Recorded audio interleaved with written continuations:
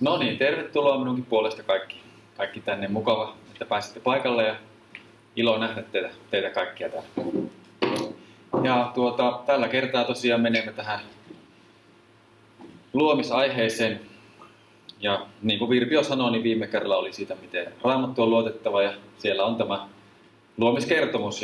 Ja niin kuin viimeksi aloitin sillä, että no ensinnäkin todellinen kirkkaus on siis tämä puheessarjan nimi. Ja aloitin sillä viimeksikin, että me olemme todella täällä ja me olemme nyt todella olemassa, me olemme täällä yhdessä. Mutta mitä sitten, että meidät on tänne, me jotenkin olemme tänne tulleet ja me tietysti uskomme, että meidät on luotu tänne. Sitä nyt tutkimmekin, että mistä tämä todellisuus on tehty niin sanotusti tai kuka sen on tehnyt vai onko kukaan ja näin. Tai katsomme näitä muutamia vastaväitteitäkin tai tällaista yleisesti niin kuin pohdimme sitä kokonaiskuvaa. Eli sitä, että kun on erilaisia maailmankuvia ja maailmankuvaa voi kutsua juuri vaikka narratiiviksi tai suureksi kertomukseksi. Ja niissä on niin kuin hyvin tärkeää, kun tutkii tällaisia maailmankuvia, vertailee, että onko ne johdonmukaisia sisäisesti. Ja myös sitten tietysti kun tullaan tieteen puolelle, että onko ne sen maailmankuvan väittämät, ovatko ne tieteen kanssa sopusoinnussa. No minä en ole tiedemies, minä olen teologi. Jotkut voi toki kutsua teologiakin tiedemieheksi, mutta en ole en tämmöistä fyysistä tiedettä tai biologiaa tai tällaista en tietenkään ole. No, olen jonkin verran opiskellut yliopistossa, mutta ihan niitä peruskursseja. Joten minä paljon tässä nyt sitten tässä esitelmässäni viittaan tällaisiin niin kuin sen alan asiantuntijoihin sitten.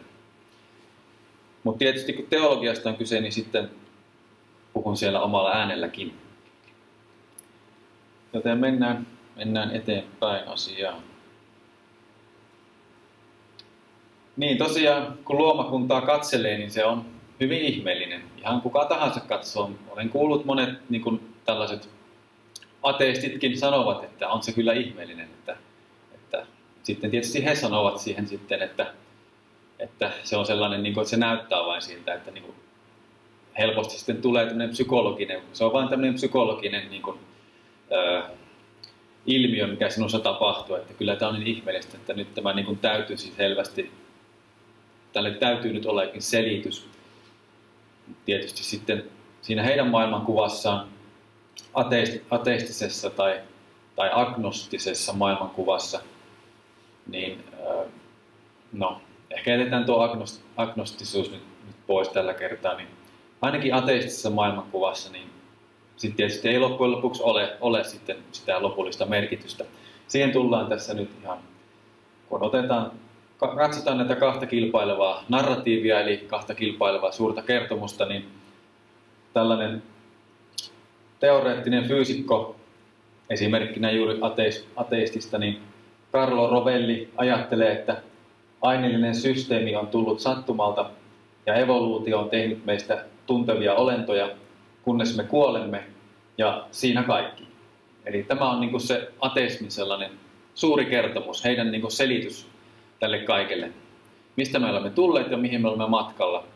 Olemme tulleet ihan tyhjyydestä ja palaamme tyhjyyteen. Siinä kaikki. Eli tämä on niin kuin hänen suuri kosminen tarina, näin voisi vaikka tätä kuvailla, tätä suurta kertomusta. No sitten tämä raamatullinen narratiivi, niin kun sitä mietitään, niin on hyvä ensin miettiä, että kuinka me saamme yleensäkin tietoa Jumalasta. No, Raamatussa sanotaan, että psalmi meille ilmoittaa, että taivaat julistavat Jumalan kunniaa, taivaan vahvuus ilmoittaa hänen kättensä tekoja. Päivä sanoo päivälle ja yö ilmoittaa yölle. Se ei ole puhetta, se ei ole kieltä, jonka ääni ei kuuluisi. Joten siis jo taivaan vahvuus, jo taivas jo sen ihmeelliset asiat ja jo tämä maailma, siis kaikki luotu jo kertoo jotakin luojastaan. Sitä niin kuin tämä psalmista tässä sanoo. Ja, että vaikka se ei ole kieltä ja on niin kuin tällaista puhetta, niin kuin me puhumme, niin kuitenkin se kertoo jotakin. Joten se jo kertoo jotakin. Eli luonnon kautta saamme tietoa Jumalan voimasta ja ominaisuuksista. Ja sitten universaali laki vaikuttaa sydämessä. Mutta kirjoitus on varmempi todistus.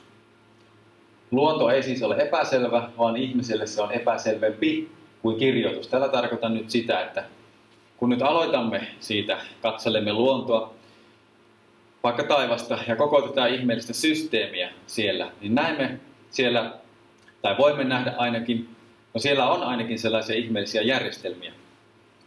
No, kysymys kuuluu juuri, mistä ne on tulleet, mistä ne ovat tulleet, ja katselemme kauneutta, kaikkea sitä kauneutta, mitä näemme tuolla, että miksi sitä on siellä. Ja siitä jo voimme nähdä sitä luojan käden jälkeä, mutta se ei vielä kerro kaikkia Jumalasta. Se ei vielä kerro, miksi on pahuutta vaikka tässä maailmassa, välttämättä siis. No, Raamatun mukaan ei. Sehän on tämä, mistä me aloitamme täällä nyt. Niin se ei vielä siis kerro kaikkea. Ja kun niin kuin filosofisestikin rupeamme miettimään asioita, mikä niin kuin menee juuri tällaisen luonnollisen teologian niin kuin alalle, tai niin kuin luonnollinen, voisi sitä kutsua vaikka luonnollinen filosofia, niin sillä ei niin kuin vielä saada tietää kaikkea Jumalasta. Sitä tarkoitan tässä sillä, että luonto ei ole siis epäselvä, että saamme jotakin tietoa Jumalasta, luojasta, mutta kuitenkin se on epäselvempi kuin kirjoitus. Kun kirjoitetaan jotakin ajatuksia, niin sillä saa kuitenkin ihan niin kuin tämmöisiä niin kuin ajatuksia. Sillä saa jotakin konkreettista, se on ehkä väärä sana, mutta tällaista, en löydä sille hyvää sanaa, mutta tämmöisiä niin kuin väittämiä, sanotaan vaikka näin. Siksi Raamattuun niin kuin tukeudumme tässä sarjassa.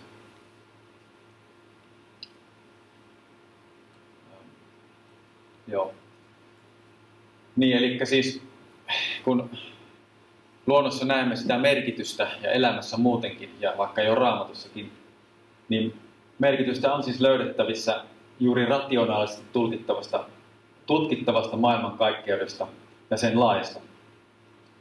Joten onko elämällä, kauneudella ja harmonialla syvempi merkitys vai onko se kaikki lopulta merkityksetöntä tyhjyyttä, johon naturalistinen narratiivi johdonmukaisesti päätyy?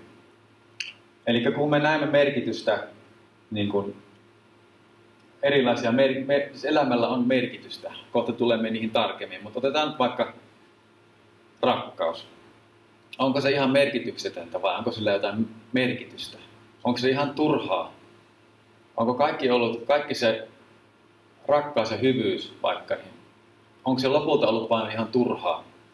Onko sillä jotain merkitystä? Ja muutenkin ihan niin kuin ajattelu, niin kuin sehän on merkityksiä, kun me sanomme jotain, niin niissä on merkityksiä. Niin me voimme nähdä luonnossakin jotakin merkityksellistä. Eli onko se lopulta merkityksetöntä vai onko sillä syvempi merkitys? Ja tämä naturalistinen narratiivi juuri tarkoittaa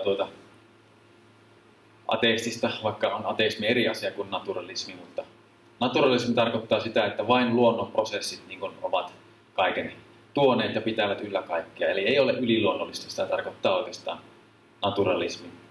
Joten se on niin kuin tavallaan melkein kuin ateismia, vaikka on niillä eroja. Niin, tähän merkitykseen vielä, niin kun DNAssa myös siellä on merkitystä. Siellä on informaatiota. Ja informaatio perustuu koodistoon eli merkistöön, joka on vahva todistus merkityksestä. Merkitys tulee järjestäytyneestä koodistosta. Looginen johtopäätös on, että kaiken takana on laajempi merkitys, sillä merkityksille perustuva maailmankaikkeus on kokonaisuus, eli tasot ovat yhteydessä toisensa. Tällä nyt tarkoitan sitä, että kun näemme pienissä asioissa tai yksittäisissä asioissa, niin kuin vaikka solussa, siellä on jotakin merkitystä, siellä on DNAta. Siellä on ihan merkkejä, siellä on merkitystä. Niin se on yksi todistus siihen, että on myös laajempi merkitys koko tässä kokonaisuudessa, missä on DNAta, missä on vaikka kosmos, siis avaruus, siellä on niin kuin omat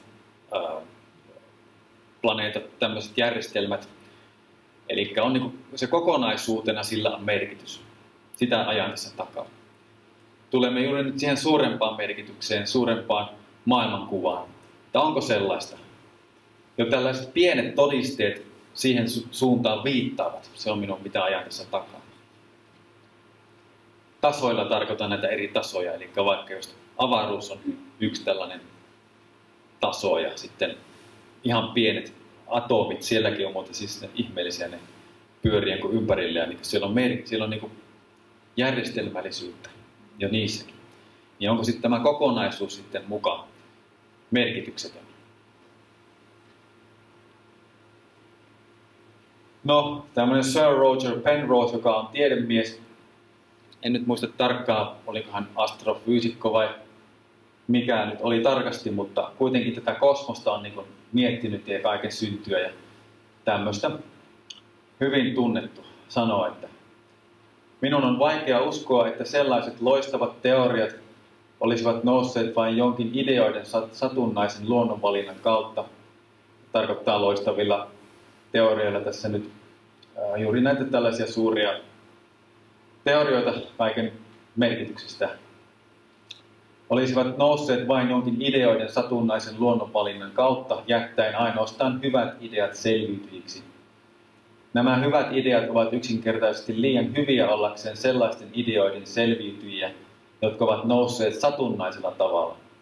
Sen sijaan matematiikan ja fysiikan yhteyden pohjalla täytyy olla jokin syvällinen syy. Juuri matematiikassa ja fysiikassa nähdään, tiedemiehet näkevät juuri sellaista merkitystä. Matematiikka on ihan oma kielensä. Aivan niin kuin DNA ja matemaattisin keinoin voidaan selittää tätä maailmankaikkeutta.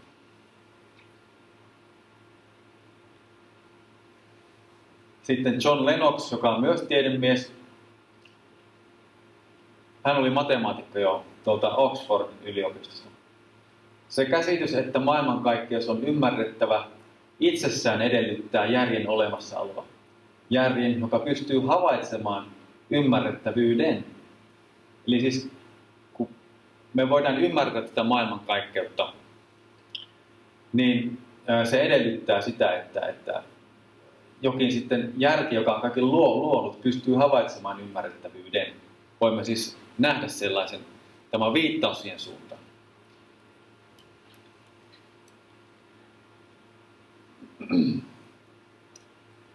Toisin sanoen, jos me järkevinä olentoina pystymme havaitsemaan jotakin ymmärrettävää, jota olemme luoneet tai valmistaneet, vaikka nyt autotehtaassa tehdään autoja, mikä on tällainen järjestelmällinen kokonaisuus, niin eikö loogisesti luonnon ymmärrettävien järjestelmien takana voisi olla järki, joka ymmärtää, mitä on tehty? Se on ihan oikeastaan tällaista ihan peruslogiikkaa. Matti Leisola, biologi, sanoo näin, että niin nyt tullaan jo sitten, otan vähän laajempaa kuvaa tähän, tuon jo vähän tätä evoluutioteoriaa sun muutakin. Wienin yliopiston professori Gerd Müller totesi, että uusdarwinistinen teoria ei selitä 1. biologisten muotojen alkuperää, 2. uusien anatomisten muotojen syntyä ja 3. hyppäyksellisiä muutoksia fossiiliaineistossa. Saman ovat päätyneet monet ateisteinakin tunnetut filosofit ja tutkijat, kuten Andreas Wagner, Thomas Nagel, Anthony Flew, Marcel Schutzenberger ja David Berlinski, muutamia mainitakseni. Joten monet siis tällaiset ihan, jotka uskovat evoluutioteoriaan, niin sanovat näin, että kuitenkaan, se ei kuitenkaan selitä näitä, mitä tässä oli. Eli näitä kaikkein tärkeimpiä juuri. Näihin jonkin verran tässä nyt esitelmässä ihan lyhyesti paneudutaan, koska no, aika on lyhyt ensinnäkin. Ja sitten, niin kuin sanoin, minä en ole tiedemies, minä vaan tuon tällaisia yleisiä niin kuin pointteja tästä mihin me uskomme. Ja sitten keskityn lopussa vähän tarkemmin kuitenkin kosmologiaan, vaikka en ole sekään, siis en ole kosmologi, mutta sitten näette, niin viittaan erääseen kosmologiin ihan tai astrofyysikkoon. Joten otetaan vähän sen ihan lyhyesti näistä muutamista, mitä tuossa oli noita pointteja. Niin evoluutioteorian mukaan siis sattumanvaraisten variaatioiden ja luonnonvalinnan tai vielä lisäksi muiden monimutkaisten prosessien yhteispeli tuottaisi uusia rakenteita. Rakenteita niin kuin käsiä, jalkoja, mitä tahansa. Solussa ei kuitenkaan ole tunnettavissa korjausjärjestelmää, joka valitsisi hyödylliset mutaatiot ketjuksi tai kasautumaksi, joka synnyttäisi uusia rakenteita. Jälleen minä olen tämän muista lähteistä niin ottanut, tämä yleinen ajatus monista eri lähteistä, että en osaa sitä niin tarkemmin ruveta tässä ihan biologisesti selittämään, mutta niin kuin näin. Luonnonvalinta ei ole tämä korjaus- ja kehittämisjärjestelmä tai ei sisällä sitä, koska se on aivan kuin sokea näille hyville mutaatioille. Eli mutaatiot niin kuin yleensäkin pyrkivät niin kuin menevän tiettyyn suuntaan, mutta tämä luonnonvalinta taas vähän niin kuin toiseen suuntaan.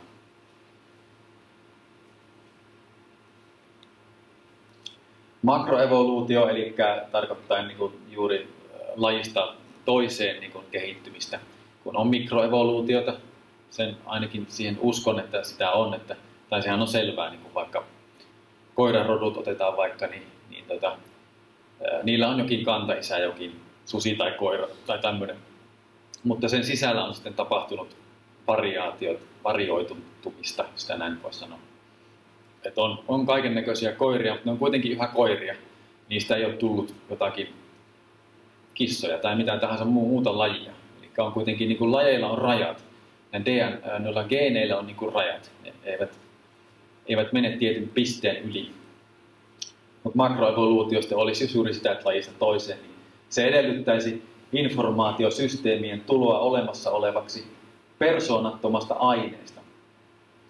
Eli järjestyksen syntyä epäjärjestyksestä ilman järjestelijää, joka ei perustu tieteen peruslogiikkaan. Joten, mitäs tästä nyt voisi sanoa enemmän?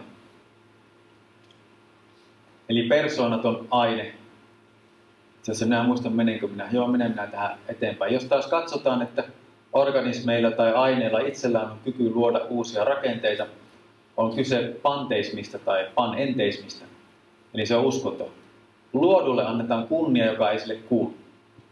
Kun minä olen tässä nyt puhunut tästä todellisesta kirkkaudesta, ja tämä sarjan nimi on siis Todellinen kirkkaus. Se tarkoittaa myös kunniaa, se kirkkaus. Kenelle me annamme kunnian lopulta? Ja kenelle luonto vaikka se ei ole sanoja, niin kuin se tuotiin esille, mutta kenelle luonto tavallaan antaa kunniaa? Niin kuin, että kenestä se kertoo ja kenelle kuuluu se kunnia, se kirkkaus. Luojalle, niin kuin sitä me tässä väitämme. Ja tosiaan, jos organismilla tai aineella itsellään olisi kyky luoda uusia rakenteita, tavallaan luoda itse luodulla, niin se on silloin panteismia.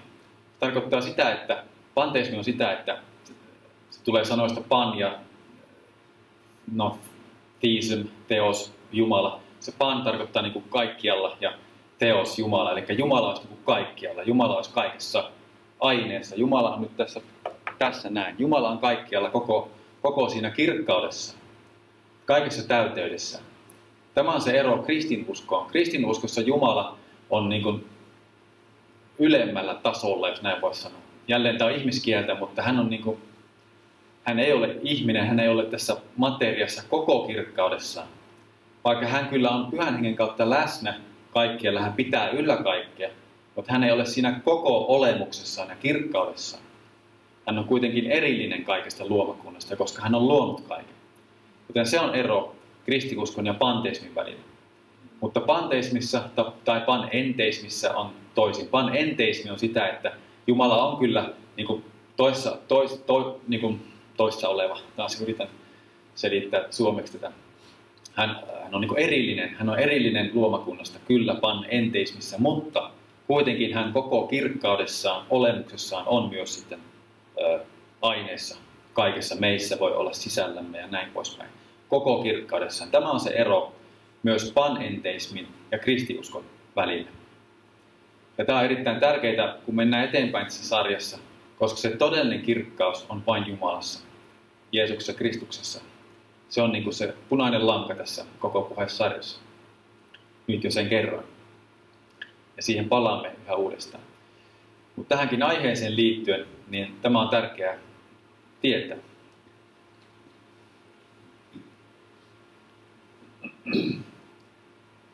Sitten jonkin verran niin kuin tästä radioactive dating, joka suomeksi on radioaktiivinen iän määritys, niin siitä jonkin verran. Vaikka jälleen en ole tässä asiantuntija, mutta tässä lainaan Luominen-lehteä. Kallion sisällä syntyy heliumatomeja uraanin ja toriumin hajotessa. Syntynyt helium tallentuu muun muassa zirconium-kiteisiin. Kevyenä jalokaasuna helium pakenee vaivatta kivistä. Journal of Geophysical Research-lehdessä julkaistu tutkimus osoitti kuitenkin, ettei tämän prosessin syvissä ja kuumissa esikamprisissa kerrostumissa tuottamalla heliumilla ole ollut riittävästi aikaa poistua kallioista. Tästä huolimatta radioaktiivista hajoamista mittaavat testit olivat ajoittain näyttäneet varmaan nämä näytteet 1,5 miljardin vuoden ikäisiksi. Mittaamalla uraniumin ja säteilevän lyijyn määrää näissä zirconium-kiteissä voitiin saatujen arvojen pohjalta laskea, että mikäli näiden aineiden hajoamistahti on ollut vakio, niin aikaa on täytynyt kulua noin 1,5 miljardia vuotta, jotta kyseisen kaltaisiin mitattuihin arvoihin on päädytty. Tämä on yhdenmukainen tulos zirkonien alkuperänä toimineen graniitin geologisen ajoituksen kanssa. Kuitenkin zirkonit sisältävät vielä merkittävän määrän heliumia tuon 1,5 miljardin vuotta jatkuneen hajoamisen jälkeen. Tämä tulos saattaa olla yllätys pitkiin ajanjaksoihin uskoville, johtuen siitä, kuinka helposti heliumin, jolla on pienet, kevyet ja reagoimattomat atomit, kaltaisen aineen odottaisi pakenevan kristallirakenteen sisältä. Tältä pohjalta ei odottaisi heliumia juurikaan enää löytyvän. Joten kun tuota heliumia löytyy, niin lopuksi kokeissa kristallien iäksi määriteltiinkin 5680 plus miinus 2000 vuotta. Eli se niin kuin kävisi yhteen tämän raamatullisen iänmäärityksen kanssa. Siihen menemme kohta, mitä Raamattu sanoo, mutta siis siihen niin sanottuun nuoren iän kreationismiin, kun siis on kuitenkin vanhankin iän kreationismia, eli siis on myös uskomusta, että Jumala on pitkien aikajaksojen kuluessa kaiken luonut. Mutta nuoren maan kreationismi tai nuoren maan luomisoppi uskoo, että maailma on noin 6000 vuotta vanha.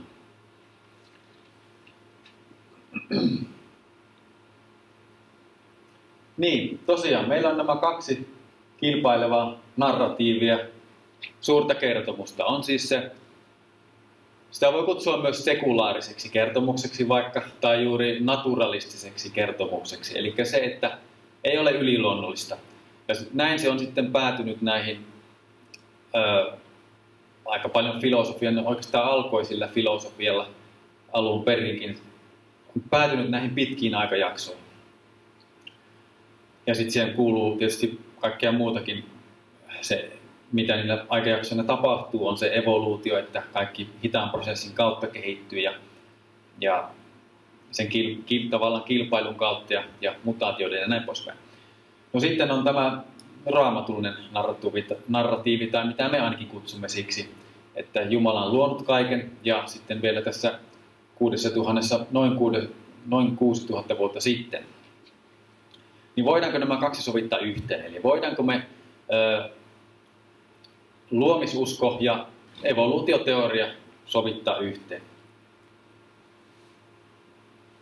No, kun sitä katsomme, niin niissähän luomisjärjestys on erilainen vanhan ja nuoren maan kreationismissa. Siellä esimerkiksi tässä vanhan maan kreationismissa katsotaan, että ensin tuli siis aurinko, sitten vasta myöhemmin maapallo. Mutta luomiskertomuksessa on toisin. Siellä ensin maailma luodaan ja tähdet, johon kuuluu aurinko, vasta 4. päivänä. Ja tässä on yksi esimerkki, miten ne ovat eri järjestyksessä. Joten niitä ei voida sovittaa siis täten yhteen. Tässä mielessä ainakaan. No, ehkä Jumala loi auringon vasta sen jälkeen, kun oli luonut maan ja kasvillisuuden, jotta ymmärtäisimme, että Jumala, ei aurinko eikä mikään luotu, on se todellinen elämän lähde ja ylläpitäjä. Kun sitten tietysti kysymys nousee, no miksi Jumala loi auringon vasta 4. päivänä? Kuinka hän ylläpiti maailmaa sitä ennen ja miksi hän teki näin? Niin ehkä juuri siksi, niin kuin sanoin, että ymmärtäisimme, että hän on se todellinen elämän ylläpitäjä. Hän pystyy ylläpitämään elämää ilman aurinkoa. Ja näinhän tulee muuten lopulta olemaankin. Ilmestyskirjassa sanotaan, uudessa maassa ei ole enää aurinkoa. Jumala itse on siellä valona ja ei ole temppeliä ja näin poispäin. Joten ei tarvita välttämättä sitä aurinkoa pitämään yllä elämää. Jumala on se, joka pitää yllä elämää. No sitten 1. Mooseksen kirja 1 ja 11 on ensisijaisesti historiallista proosaa, joten luomiskertomusta ei ole kirjoitettu runolliseen, vaan proosalliseen muotoon. Tämän tuon esille siksi, koska sitten jotkut sanovat, että jos sitä niin kuin runollisesti katsotaan sitä, niin siinä voivat sitten ne, vaikka niin kun siinä on päiviä, ensimmäisenä päivänä luotiin jotakin, toisena jotakin, kolmantena jotakin, että kun se on tämmöistä runollista tekstiä, niin ne päivät voivat tarkoittaa, ne voivat todellisuudessa olla pitkiä aikajaksoja, vaikka siellä sanotaan päivä. Eli se päiväsana on niin kuin runollinen tämmöinen muoto, niin kuin näin väitetään. Mutta se kirjallinen rakenne ja se kirjallinen muoto, jolla se on kirjoitettu, tyylilaji, on historiallinen proosa, ei runollinen muoto. Se on erittäin merkittävä viittaus siihen, että se on tarkoitettu historialliseksi kertomukseksi, se luomiskertomus.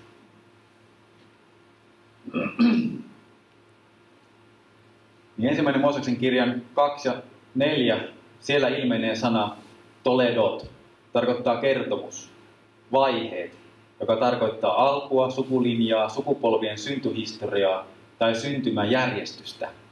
Tämä Holliday on teologi, siis tämmöisen leksikonin, eli sanakirjan kirjoittanut. Niin hänkin niin sanoo. Eli jälleen niin se on ihan tällainen oikea syntyhistoria, ihan niin kuin sukupolvet ja näin pois. Syntymäjärjestys, sen jopa niin voi kääntää tämän Toledot-sanan. Voidaan siis sanoa, että kyseisellä sanalla on todennäköisesti seuraava merkitys luomiskertomuksessa. Historiallinen syntymäjärjestys, eli historiallinen luomisjärjestys. Eli se antaa sen oikean järjestyksen, miten kaikki luotiin. Ja silloin se ei käy yhteen siihen naturalistiseen narratiiviin, jonka mukaan esimerkiksi aurinko luotiin ensimmäisenä.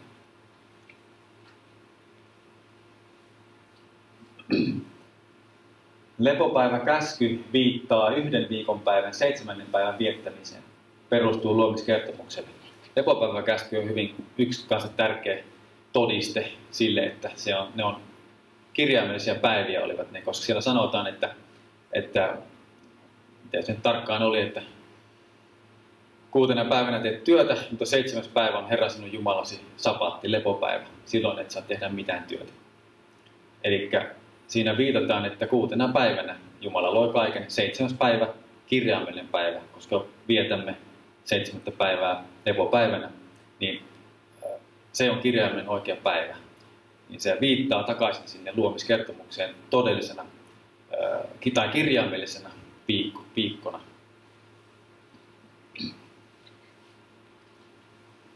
Siinä päivää merkitsevä sana jom jokaisen luomispäivän yhteydessä tarkoittaa kirjaimellista päivää sen yksikkömuodon ja kirjallisen rakenteen vuoksi. Eli tämä jom-sana kyllä tarkoittaa toisissa asiayhteyksissä vaikka pidempiä aikajaksojakin ja tarkoittaa eri asioita. eri asiayhteyksissä. Mutta se asiayhteys on aina tärkeä. Tässä se on historiallinen proosa, niin kuin sanoin, ja syntymäjärjestys. Ja vielä kaiken lisäksi 10 käskyä viittaa niin oikeina päivinä. Ja sitten vielä kaiken lisäksi tosiaan, kun siinä on se yksikkömuoto. Oli ensimmäinen päivä, tuli ensimmäinen päivä, toinen päivä siis yksikkömuoto ja sitten se järjestys vielä. Tässä en sitä maininnut. Siellä on siis numeroitu. On ensimmäinen päivä, toinen päivä, tuli ilta, tuli aamu. Että sanotaan vielä, että koska kohta minä tulen sen kyllä enemmän, mutta minä nyt jo sanon tässä yhteydessä. Kun siellä sanotaan, että tuli ilta ja tuli aamu. Se on sellainen muinainen hebrean kulttuurinen tai heidän kielellinen tapansa sanoa, että päivään kuuluu iltaosuus eli yöosuus ja aamuosuus eli päiväosuus. Kohta minä sen ihan tuossa slaidissa tuon esille, mutta todellakin näin.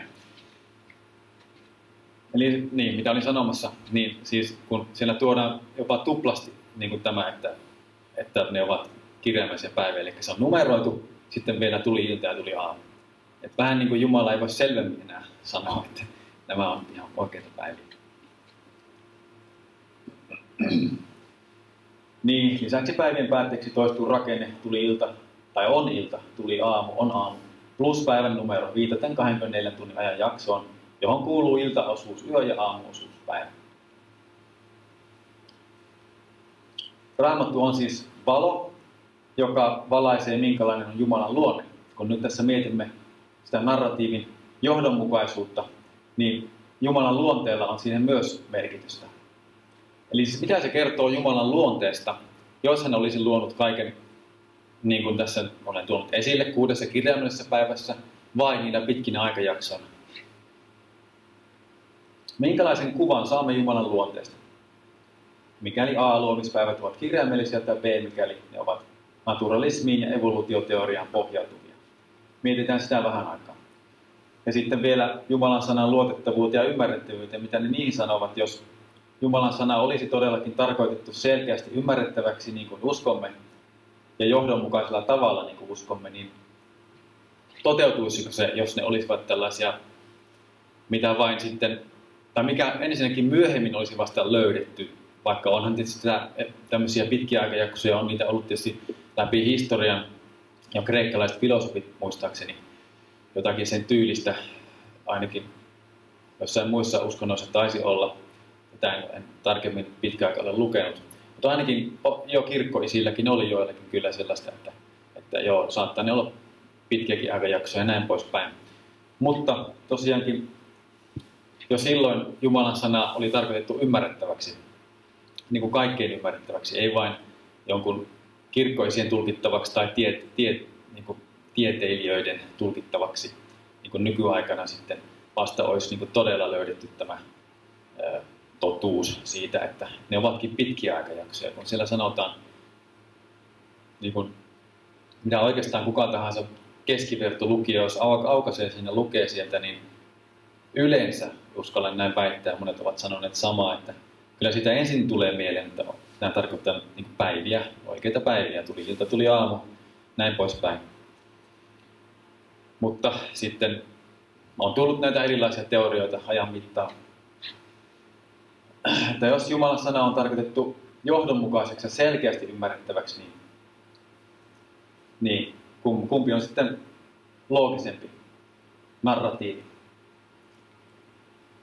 No, sitten siihen liittyen, niin siellä on tosiaankin niitä erilaisia kirjallisuustyylejä. Niin, esimerkiksi Paavalin teologiset kirjoitukset, jotka tarvitsevat ehkä hiukan enemmän miettimistä, ovat kuitenkin selkeästi erotettuja historiallisista kautta proosallisista kertomuksista. Eli en minä sitä nyt kiellä, ettei siellä olisi sitten Raamatussa myös sellaista, mitä nyt on vaikeampi tajuista, niin kuin Pietarikin kirjoittaa, viittaa Paavalin kirjeisiin, ne ovat vähän vaikea tajuisia, voivat olla, mutta sitten toiset tietämättömyyttä haihattelevat niitä.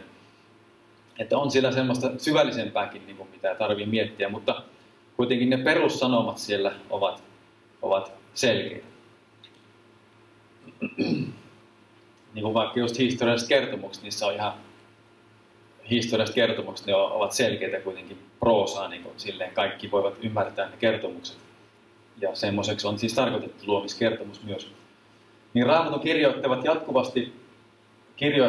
jatkuvasti identifioivat kirjoitetun materiaalinsa tiettyjen kirjallisuuden lajien alle. Minä lainaan tässä Richard Davidsonin. Muutama esimerkki niistä ovat historia tai selonteko, eli account, historiallinen kertomus, lakiteksti, liiton asettaminen tai uudistus, arvoitukset, oikeudenkäynnin asiakirjat, psalmit, laulut, sananlaskut. Siellä on näitä eri kirjallisia tämmöisiä muotoja tai tämmöisiä, mikä se sana nyt oli, muotoja vaikka, profeetalliset tekstit tai taakat, näyt, liittolailliset haasteet, valitusvirret, evankeliumit, vertaukset, kuvaukset, epistolat, apokalyptiikka. Jokaisella näistä lajeista on erityiset piirteensä, jotka nousevat huolellisesta tutkimuksesta, eli voidaan havaita ne piirteet. Kirjallinen muoto ja sisällön tulkinta käyvät käsi kädessä. Eli niin kuin toin alussa esille, kun on tutkittu näitä, niin se on historiallista proosaa se luomiskertomus. No jotkut sanovat, että luomiskertomus on kuvainnollista kieltä, koska esim. Myös Jeesuksesta käytetään nimitystä ovi. Tähän vähän äsken otin jo kantaa, että se runollisuuteen. Tässä kuitenkin sekoitetaan hengellinen kuvaus historialliseen tapahtumaan. Jumalan luontoa, olemusta ja voimaa sekä hengellisiä asioita ei voida täysin selittää ihmissanoin. Ja siksi Raamatussa käytetään kuvainnollista kieltä selkeästi asian yhteydessään kyllä. Mutta tapahtumista ei käytetä kuvainnollista kieltä paitsi profeetallisissa näyissä ja kirjoissa sekä hengellisiä tapahtumia tai asioita kuvatessa tai käyttäen kuin sanaa. Esim. Vanhurskautemme on kuin saastainen vaate, eli siinäkin on tällainen, mikä sitä selittää. Luomiskertomuksessa kuvataan historiallisia tapahtumia, ei hengellisiä tapahtumia. Sillä maanpäällisiä asioita, niin kuin eläimiä ja puita luodaan, sen jälkeen kun maankamara ja vedet on luotu, ne siis luodaan jonkin paikkaan. Eli ne on siis konkreettisia asioita. Lisäksi 1. Mooses 2. luku kuvailee maaeläinten ja ihmisten luomista erittäin konkreettisesti, ei käyttäen esim. Kuin sanaa, eli se ei ole tarkoitettu sellaiseksi vertauskuvalliseksi tekstiksi. No, luomiskertomuksessa on kyllä todennäköisesti muitakin merkityksellisiä ulottuvuuksia. Eli kyllä siinä voi olla näitä muitakin, mutta joka tapauksessa sen ensisijainen merkitys on se historiallinen kuvaus tapahtumista, koska se on siihen muotoon kirjoitettu.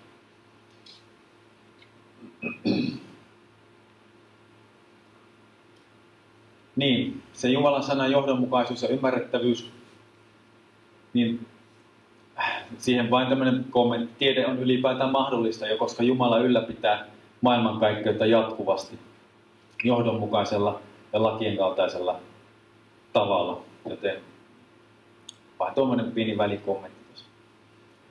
Myös Raamattu on johdonmukainen. Jeesus viittasi luomiskertomukseen sekä ensimmäisessä että toisessa, sekä ensimmäisen että toiseen lukuun todenperäisenä tapahtumana. Juuri niin kuin tapahtumana. Sitten vain myös tämmöinen lyhyt kommentti, kun otan näitä pieniä pointteja sieltä täältäkin, kun ei ole aikaa kaikkia mennä syvällisemmin, niin sitten puhutaan ihmeistä, niin Jumala ei silloin riko luonnon järjestelmällisyyttä, vaan käyttää sitä tavalla, jota me emme täysin ymmärrä. Hän pitää kaikkea yllä sanansa voimalla. Tämä reima, puhe, viesti, koodaus. Otin tämän siksi, koska tämäkin viittaa siihen, kuinka kaikessa on merkitystä. Hän pitää yllä sanansa voimalla kaikkea. Ja sekin viittaa siihen, että on merkitystä elämässä ja niin kuin Jumalan tavassa luoda ja pitää yllä kaikkea.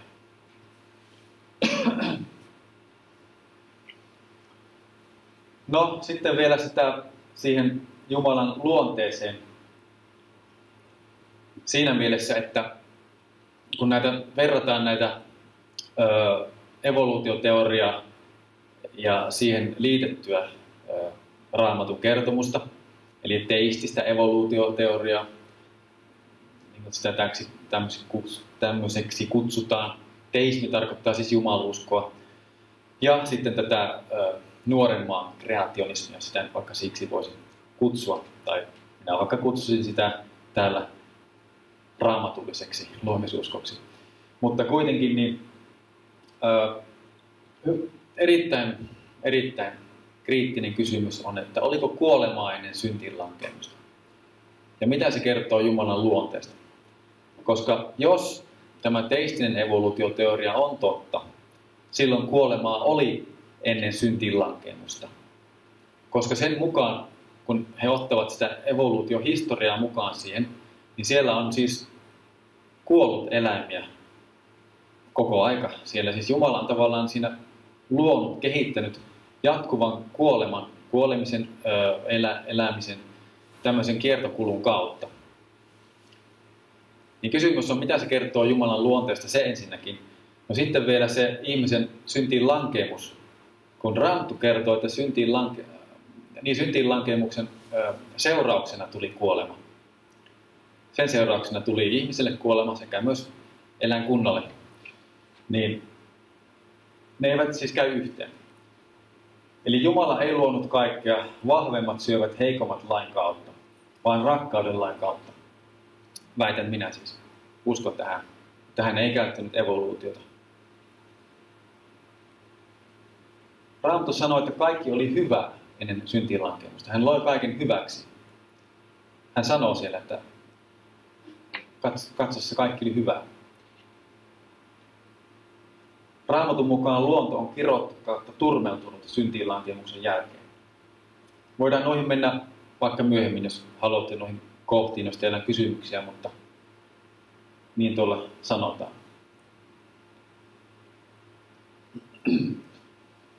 No sitten vielä otan lyhyesti tässä tähän alkuräjähdykseen ja valon matkaan, koska erittäin yleinen vastaväite on nuoren maan kreationismiin se, että no entäs se valon matka, entäs kun tähtitieteilijät katsovat tai astrofyysikot tuonne kaukoputkella tuonne kauas, niin eikö se valo tule sieltä, niin kuin, eikö se sieltä matkannut niin kuin niitä miljardeja vuosia ja näin, että eikö se selvästi kerro, että on siis miljardeja vuosia sitten kaikki luotu.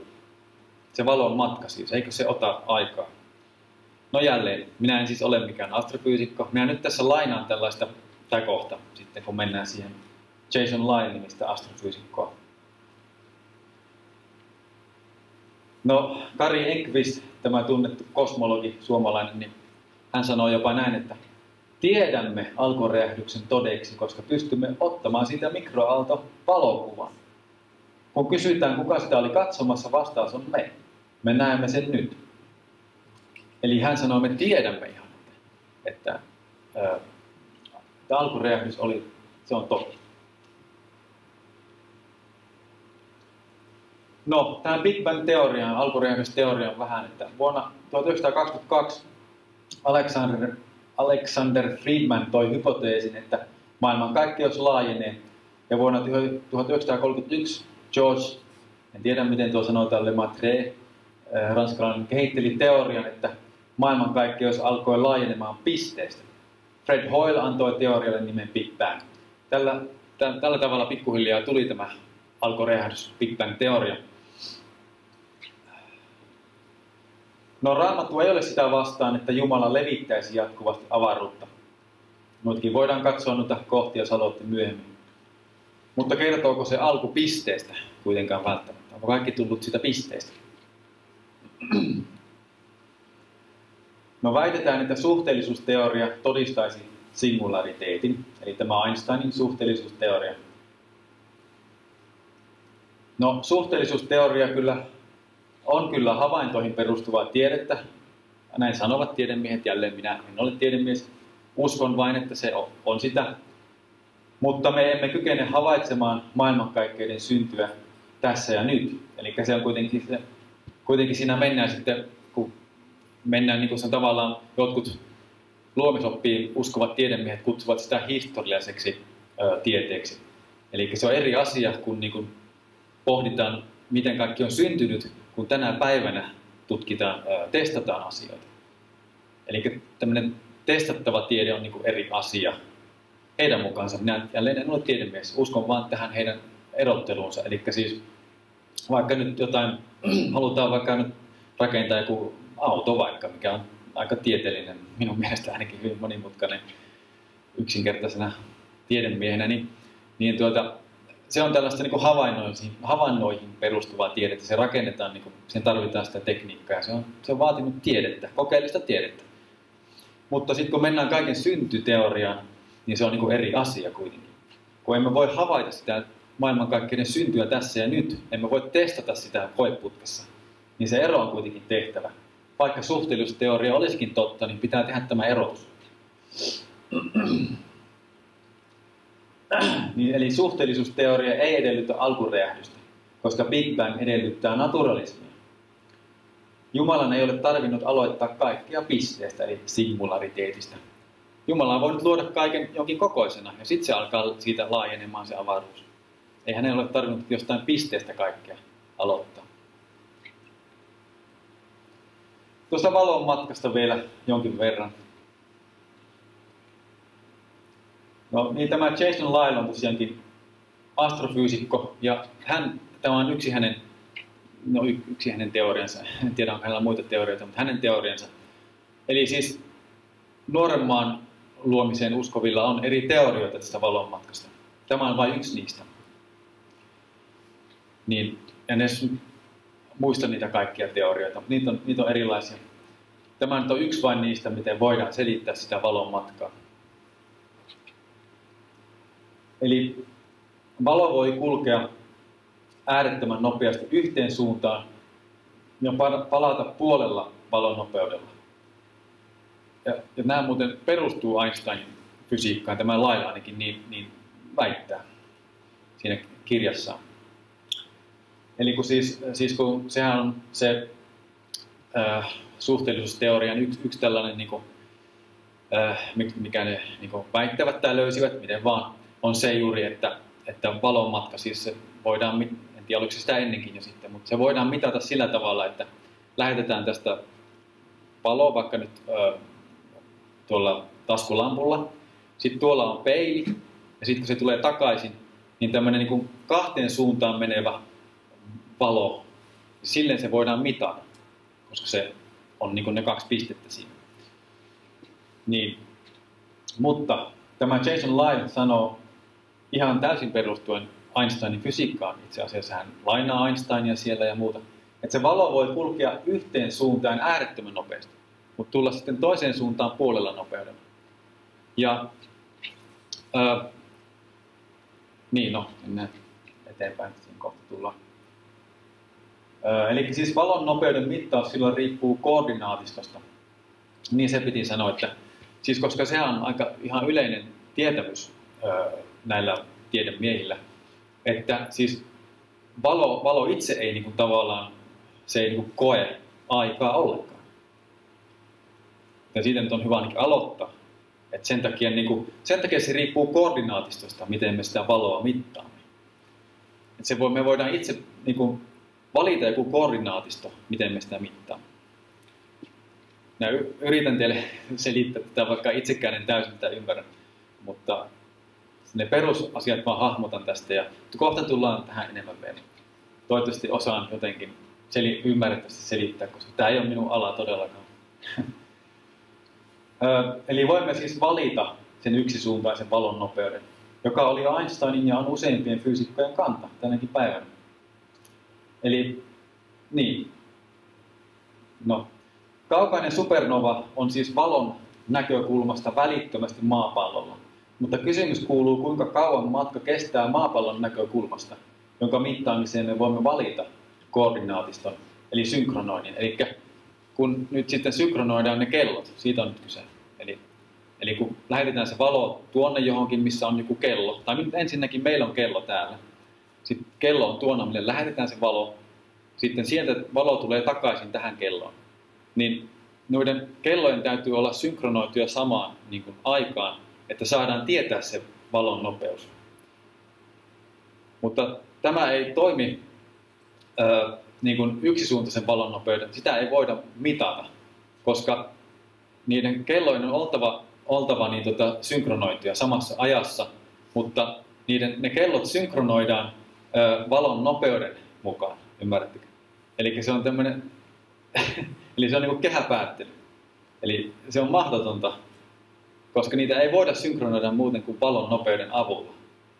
Mutta valon nopeutta haluttaisiin tietää niiden synkronoitujen kellojen avulla. Joten mielenkiintoista tämä fysiikka.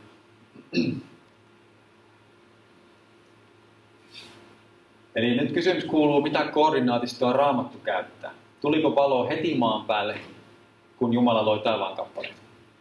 Eli käyttääkö Raamattu Einsteinin, niin kuin sitä kutsutaan Einsteinin synkronisoinniksi, tai convention, mikä suomeksi voisi olla. Tämmöinen, mihinkä nyt on niin mukaan convention. Niin onko se Einstein convention vai sitten joku muu tämmöinen niin synkronointi? Käytetään tätä sanaa. Koska Einsteinin synkronointinsa tosiaankin, niin kuin sanoin, kun se valo lähetetään tuonne, sitten se tulee takaisin, niin kuin se menee samaa vauhtia tuonne ja tulee samaa vauhtia takaisin. Ja se on ihan ok, sillä tavalla voidaan etäisyyksiä mitata. Mutta kuitenkin, koska se valon näkökulmasta jälleen ei ole, sillä ei ole, siis se on äärettömästi jossakin paikassa valo ihan sen omasta näkökulmasta. Niin on siinä koordinaatista kyse kuitenkin sitten, että kun sitä tulee se valo tänne, tuliko se äärettömän nopeasti silloin luomisvaiheessa, eli tämmöinen erilaisen synkronoinnin kautta, vai oliko se Einstein synkronointi? Toivottavasti ymmärsitte. Voidaan myöhemmin keskustella tästä, jos ette ymmärtäneet. Eli tuliko valo heti maan päälle, kun Jumala loi taivaan kappaleet? No Jumala sanoi, tulkoon taivaan avaruuteen valon lähteitä erottamaan päivän yöstä. Olkoot ne merkkeinä osoittamassa määräaikoja, päiviä ja vuosia. Eli hän sanoi sen 4. päivänä, tulkoon valo.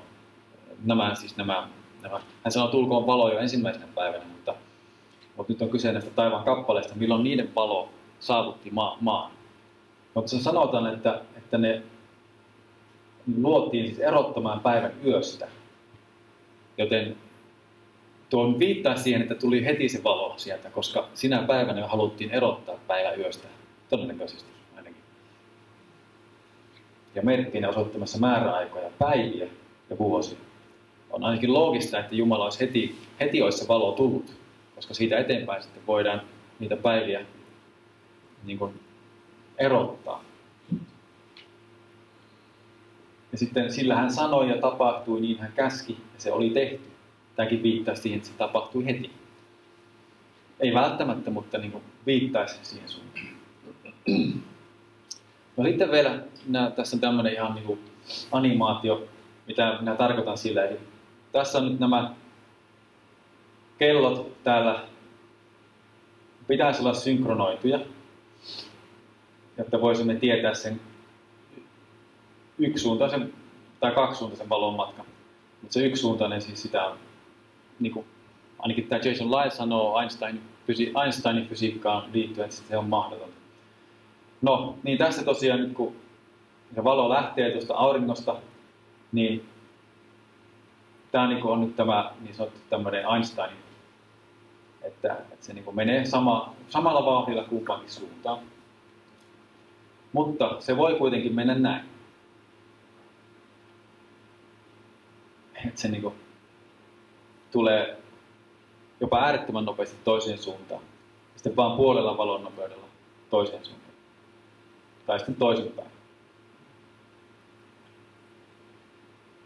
Joo, no yritin sitä tuossa lopuksi selittää, mutta kokonaiskuvana vielä, niin kyse on sitä suuresta kokonaiskuvasta. Siis, että kun Raamattu antaa tietynlaisen narratiivin, suuren kertomuksen siihen, että mistä kaikki on tullut ja mihin kaikki päätyy ja mitä siinä välillä tapahtuu, niin kyse on ollut siitä, että mikä on johdonmukaista Jumalan luonteen juuri suhteen ja koko Raamatun niin kuin, kertomuksen suhteen.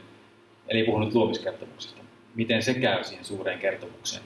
Siitä on ollut nyt siis kyse vielä lopuksi tässä kertauksena. Niin. Onko sitten vielä kommentteja ja kysymyksiä tähän?